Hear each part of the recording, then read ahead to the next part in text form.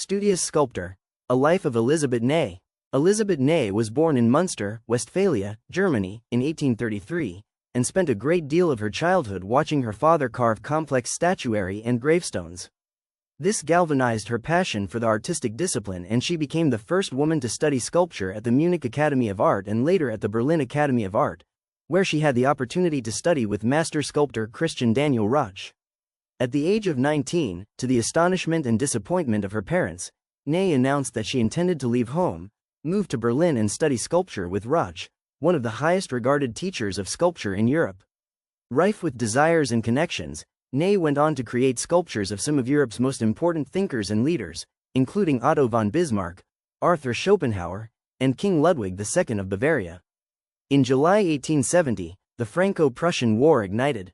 In December 1870, at age 37, Ney discovered that she was expecting a child.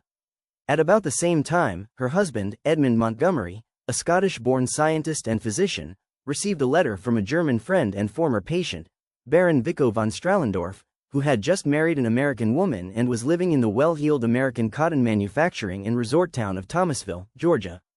Baron von Strahldorf wrote that he had found Earth's paradise, and implored Montgomery and Ney to join him and his wife in this haven of peace and quiet and beauty. On the evening of January 14, 1871, Ney, Montgomery and another friend left Bremen, Germany, for America. After a journey of about 20 days, the weary travelers stepped off the train at Thomasville, Georgia.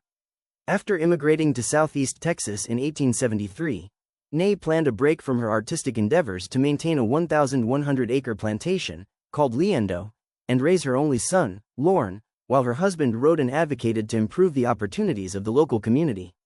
The Liendo plantation was located on rolling prairie and oak forests near the town of Hempstead, Six-Shooter Junction, Texas. Plantation life was difficult for Ney, and various efforts of Ney's to grow cotton, or to raise cattle, or to operate a dairy farm, all failed.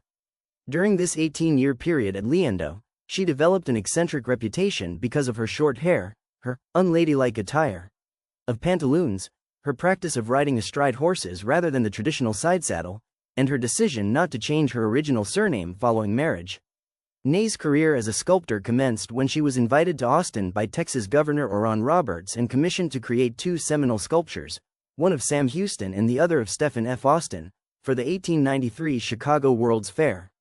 Indeed, it was not until the Texas legislature appropriated $32,000 for Ney to execute her portraits of Austin, Sam Houston and Albert Sidney Johnston memorials in marble that her financial state of affairs became stable.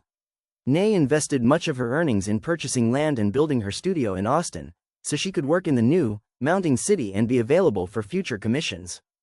Built in 1892, the original studio, called Formosa, meaning beautiful, in Portuguese, reverberates back to another time and place. In the Formosa studio, an impressive display of plaster and marble busts of prominent politicians, intellectuals, and other important thinkers were carved by Ney. In the main studio, the gigantic window also doubles as a sliding door, through which Ney could move large sculptures, such as Prometheus Bound, into and out of the space. After Ney sold her studio in Berlin, all of her European sculptures were shipped to Austin and prominently displayed at Formosa. Later, in 1902, Ney enlarged the space with a third room on the main floor, a second floor with a parlor for visitors, and then a castle-like turret, where she set up a quaint writing studio for Montgomery with an unobstructed view of the surrounding meadow. The artist slept, often naked, underneath the stars on the rooftop of Formosa. Her last major private work, completed in 1905, was a statue of Lady Macbeth, artistically executed in the most beautiful marble which she had personally selected in Italy. Upon Ney's death in 1907, Montgomery sold Formosa to Ella Dancy de Brel. In keeping with the sculptor's wishes, the contents of the studio were bequeathed to the University of Texas. The Elisabet Ney Museum, in Austin's Hyde Park neighborhood, houses the studio of the talented sculptor who lived and worked there until her death in 1907. In the south foyer of the Texas State Capitol hovers a pair of life-sized statues, one of Sam Houston, the other of Stephen F. Austin, two men who helped mold the state of Texas, and their marble renderings shaped by the hands of Ney.